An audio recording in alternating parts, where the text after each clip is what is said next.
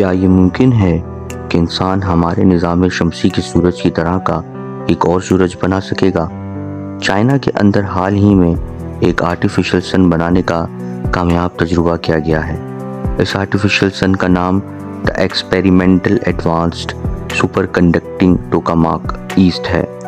یہ در حقیقت ایک نیوکلیئر فیوژن ری ایکٹر ہے جو کہ ہمارے سورج سے 5 گنا زیادہ ٹیمپریچر پیدا کر سکتا ہے۔ اس ری ایکٹر سے جو انرجی حاصل ہوگی اس کی مدد سے دنیا کی الیکٹریسٹی کی تمام کمی کو ہمیشہ کے لیے پورا کیا جا سکتا ہے۔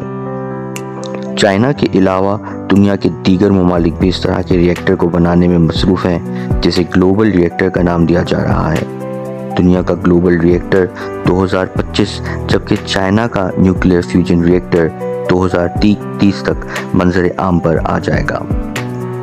اب دیکھتے ہیں کہ انسان واقعی اپنے لیے ایک دوسرا سورج بنا سکے گا یا نہیں۔